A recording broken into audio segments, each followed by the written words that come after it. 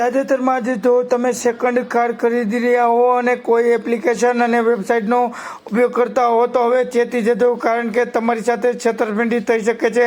સાવધાન થઈ જજો. જૂનાગઢ પોલીસે પકડેલા એક શખ્સ આવી જ એપ્લિકેશનથી જ કાર ખરીદનાર અને વેચનાર આ બંને સાથે ધોખાધડી કરી રહ્યો હતો. સ્ટોરી મહેસાણાનો સરકારી શિક્ષક રહી ચૂકેલો પિયુષ પટેલ ઓઇલેક્સ અને CR24 એપ્લિકેશન કાર વેચનાર અને ખરીદનાર સાથે ફોનથી સંપર્ક કરી સોદા પાકા કરતો હતો ને રકમ પોતાના ખાતામાં આવી જાય એટલે ફોન બંધ કરી દેતો હતો. આ અંગે SP સુબોધ વડોદરાએ મીડિયા સમક્ષ પ્રતિક્રિયા આપતા જણાવ્યું કે ધવલ પટેલ નામનો શખ્સ CR24 કારનો સોદો કર્યા બાદ 2.25 લાખની રકમ લઈ ફોન બંધ કરી દીધો હોવાની ફરિયાદના આધારે પોલીસે વધુ તપાસનો ચક્રો તેજ કર્યો હતો અને તો માલુમ થયું હતું કે પિયુષ પટેલ નામનો શખ્સ ધવલ પટેલ નામથી ફોન કરતો હતો અને જૂનાગઢ ડોક્ટરની સ્વિફ્ટ કારનો સોદો 2.5 લાખ 3.5 લાખમાં કરી નાખીને ખરીદદારને 2.5 લાખમાં કાર ખરીદવાની લાલચ આપીને ખુદના ખાતામાં રકમ જમા કરવાનું કહેતો ને જેવી રકમ જમા મળે એટલે તરત જ ફોન બંધ કરી દેતો હતો. ખરીદનાર રકમ આપી અને ધવલ પટેલને શોધતો રહી જતો અને આમ 11 કારના સોદા કરી ચૂક્યો છે આ શખ્સ.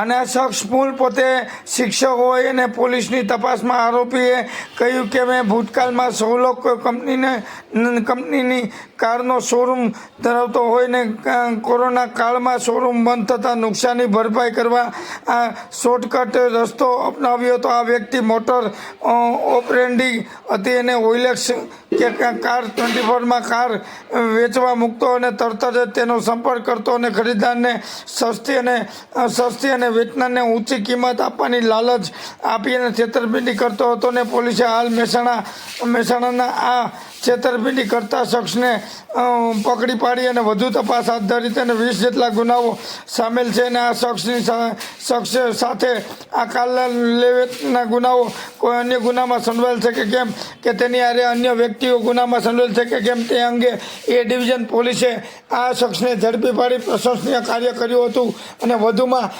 SP શ્રીએ માહિતી આપતા જણાવ્યું હતું.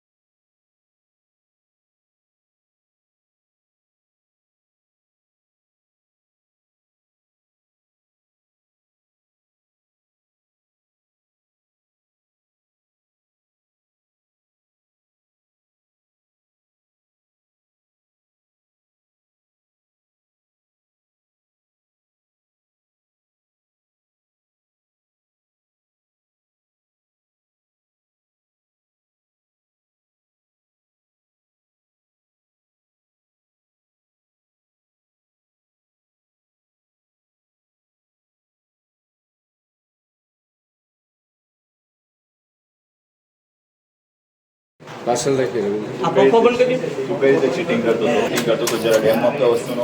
હું કોઈ પણ ક્લાયન્ટ ઓલો ગુજરાતની અંદર જેને ઓઇલેક્સ ઉપર ગાડી વેચવા માટે મૂકી હોય અને એ કસ્ટમરનો નંબર ત્યાંથી મેળવતો હતો, પછી કસ્ટમર જોડે હું મતલબ એના નંબર કન્વિન્સ કર્યા પછી કસ્ટમરને રેટ પૂછતો. કસ્ટમર ગાડીનો રેટ દાખલા તરીકે 3 લાખ આપ્યો. મને ખબર છે કે એને જે કિંમત નથી મળવાની એ કિંમત એ માગી રહ્યો છે. કસ્ટમર એ કિંમત જે માગી રહ્યો છે કસ્ટમરનો પછી કોલ કરતો કે તમારી ગાડી માટે કોલ કરું કસ્ટમરને હેલો ધવલ પટેલ બોલું છું, મને તમારી ગાડી 3.25 લાખ રૂપિયામાં ચાલશે. ત્યાર પછી હું ત્યાંના કોઈ બી લોકલ ડીલરનો સંપર્ક કરી લેતો અને એને ટૂંકમાં જે ડીલર કે વધુ ઓછા ભાવમાં ગાડી લેવા ફરતા હોય એમનો કોન્ટેક કરીને એમનો કહેતો કે 2 લાખમાં ગાડી લેવી છે, તો એ કંઈક કિંમત નક્કી કરતા. પછી બંને પાર્ટીને જોડે ભેગા કરતો. ગાડી જોયા પછી હું ત્યાં એવું કહેતો કે ભાઈ તમે મને પેમેન્ટ મોકલી દો અને પેમેન્ટ આવી જાય પછી તમને ત્યાંથી ગાડીની ડિલિવરી મળશે. જે તે પાર્ટીની કિંમતની ચર્ચા કરવાની હું ના પાડી દેતો અને પછી પેમેન્ટ અહીંયા મને મળી જાય એટલે હું ફોન ઓફ કરી દેતો.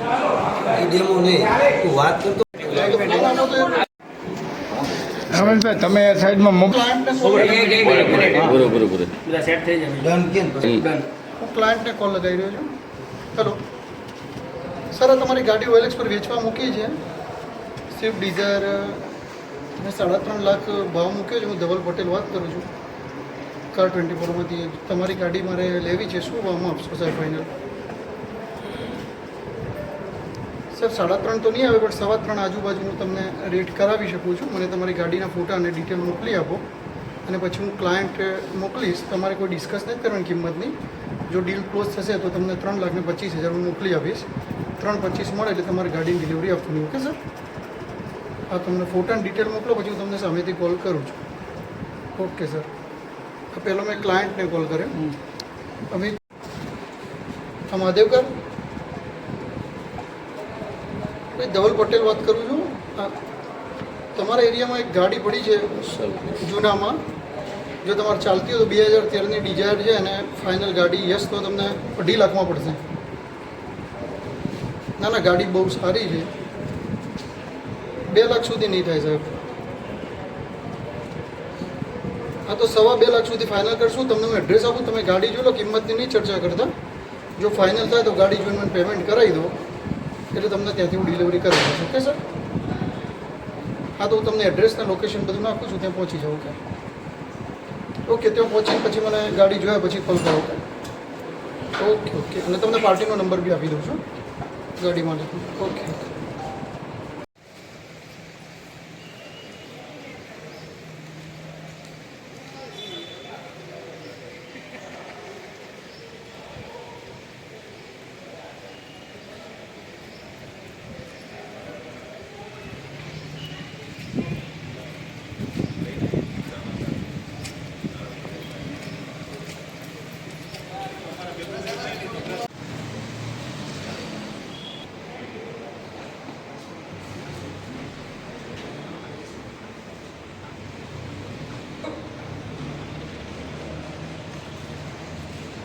સરસ.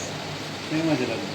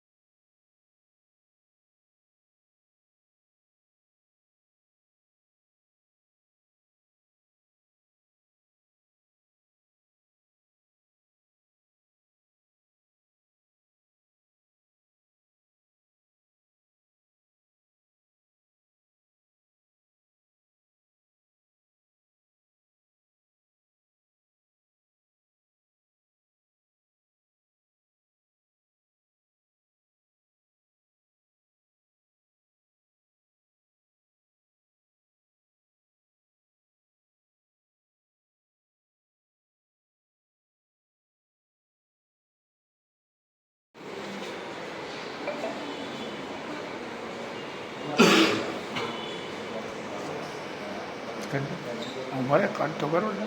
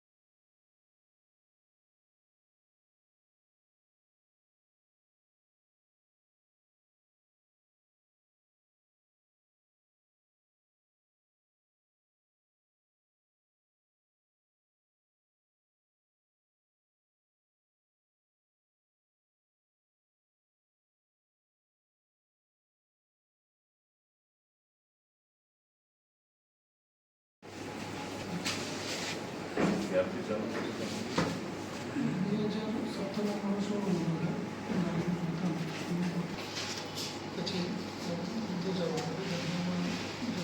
લોકડાઉનમાં રિક્ષાવાળા ભાવ શહેરોની કંપની બંધ થઈ ગઈ 18 લાખ વાળી ગાડી 7.5 લાખ 70-80 લાખ જેટલું નુકસાન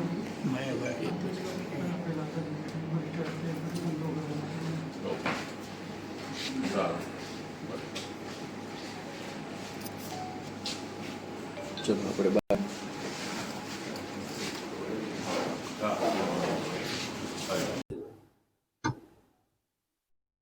ઓકે સર. ગઈ 25/9/2025 રોજ એ ડિવિઝન પોલીસ સ્ટેશને આવીને એક વ્યક્તિએ ફરિયાદ આપેલ કે કોઈ ધવલ પટેલ નામની વ્યક્તિને એમની પર ફોન આવેલ અને કાર 24 માંથી બોલે છે, એની પાસે એની ફ્રેન્ચાઇઝી છે અને કોઈ ડોક્ટરની કાર સ્વિફ્ટ કાર છે જે એમને વેચવાની છે. એટલે એ વ્યક્તિને ડોક્ટરની કાર અપાવવાનું કહી અને એમની પાસેથી જે કંઈ કિંમત નક્કી કરી 1.25 લાખ જેવા રૂપિયા આંગળીયામાં ટ્રાન્સફર કરાવી અને પછી પોતાનો ફોન એ વ્યક્તિએ ધવલ પટેલ કરીને જે હતો એને ફોન સ્વિચ ઓફ કરી દીધેલો. એટલે જે ફરિયાદી છે એને લાગ્યું કે મારી સાથે છેતરપિંડી થઈ છે. એણે એ ડિવિઝન પોલીસ સ્ટેશન આવીને ફરિયાદ આપી.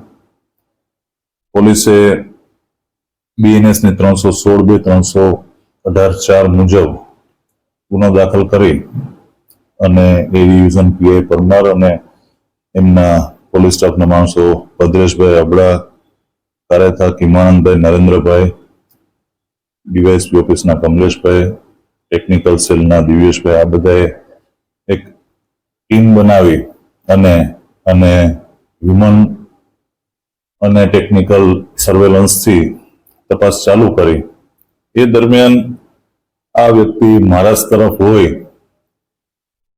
એવા તપાસ દરમિયાન અમને ધ્યાન પર આવતા એક ટીમ અહીંથી રવાના કરી અને એ ટીમ દ્વારા આ જે વ્યક્તિ જે છેતરપિંડી કરનાર છે, વ્યક્તિ જેણે પોતાનું નામ ધવલ પટેલ આપેલું, એ વ્યક્તિને ત્યાંથી હસ્તગત કરેલ અને પછી એને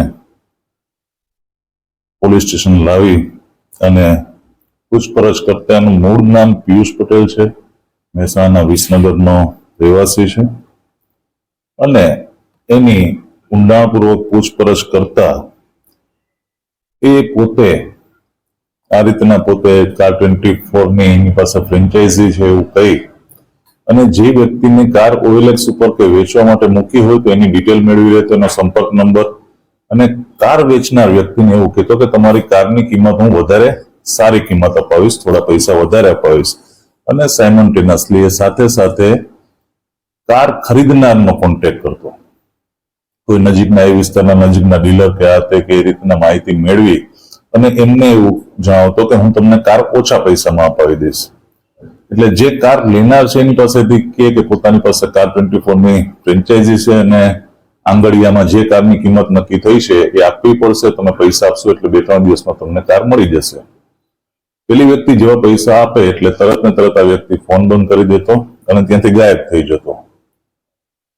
તો આ જે ધવલ પટેલ છે જે આરોપી, તો એની પૂછપરછમાં એને 11 જેટલા ગુના જે એણે કરેલા છે, અલગ અલગ ગુજરાતના અલગ અલગ જિલ્લાઓમાં અલગ અલગ પોલીસ સ્ટેશનમાં. તો 11 ગુના આ સમય દરમિયાન દાખલ કરવામાં આવે, અલગ અલગ પોલીસ સ્ટેશનને જાણ કરી અને બીજા હજુ 11 ગુનાની એણે કબૂલાત આપી છે. આ ઉપરાંત એની વધુ પૂછપરછ કરતા અને ડેટા ચેક કરતા અગાઉ એની વિરુદ્ધમાં આજ મુજબના આજ એમોથી 20 ગુના દાખલ થયેલા છે. એટલે આ જે 11 ગુના એને હમણાં કબૂલાત આપી છે એ લગભગ 70-72 લાખ જેટલા રૂપિયાની અલગ અલગ વ્યક્તિઓ પાસેથી છેતરપિંડી કરી છે અને આની પાસેથી મોબાઈલ, અલગ અલગ સિમ કાર્ડ, બેંકની પાસબુક વગેરે વસ્તુ પોલીસે તપાસના કામે કબજે લીધી છે. હાલ વધુ પૂછપરછ ચાલુ છે. જાણવા મળ્યું છે અલગ અલગ સિમ કાર્ડ અને અલગ અલગ નામ, ક્યાંક પિયુષ પટેલ, ક્યાંક અર્પિત પટેલ હાર્દિક પટેલ, સંજય, રાજેન્દ્ર પંચાલ જેવા અલગ અલગ નામ ધારણ કરીને આ વ્યક્તિ વાત કરતો અને ગાડી વેચનારને વધુ કિંમત અપાવી દેવા માટે અને લેનારને ઓછી કિંમતે ગાડી અપાવી અને લેનાર પાસેથી જે પૈસાનું આંગળીઓ કરાવીને ફોન બંધ કરીને ત્યાંથી પ્રભુ ચક્કર થઈ ગયો. જુનાગઢમાં કેટલા લોકો ભોગ બન્યા છે? હજુ એક એની પાસેથી જે અત્યારે પ્રાથમિક માહિતી મળી છે એ મુજબ અત્યારે તો 11 અલગ અલગ જગ્યાએ ગુના દાખલ કરાયા છે. જુનાગઢમાં હાલમાં 2 કે 3 ગુના અત્યારે ધ્યાન ઉપર આવ્યા છે અને એ તમામમાં હજુ બધા ગુના ખુલ્લે પૂછપરછમાં તો એ પ્રમાણે બીજે જગ્યાએ પણ ગુના દાખલ કાર્યવાહી કરવામાં આવશે. બેંક ખાતાની અત્યારે પ્રાથમિક ડિટેલ મળી છે અને બેંક ખાતામાં શું શું એને ટ્રાન્ઝેક્શન થયા છે, આ છે તે છે, બધી વસ્તુ તપાસમાં આવરી લઈશું. આની સાથે બીજા કોઈ ઇન્વોલ્વમેન્ટ ખરું, કોઈ એજન્ટ કે પ્રાથમિક તબક્કે તો હજી આની પૂછપરછ દરમિયાન આટલી વિગત મળી છે. એની સાથે દરેક ફ્રોડમાં ક્યાંક ને ક્યાંક કોઈ વ્યક્તિ સામેલ હશે તો એનું પણ ગુનાના કામે એની વિરુદ્ધ પણ કાર્યવાહી કરવામાં આવશે.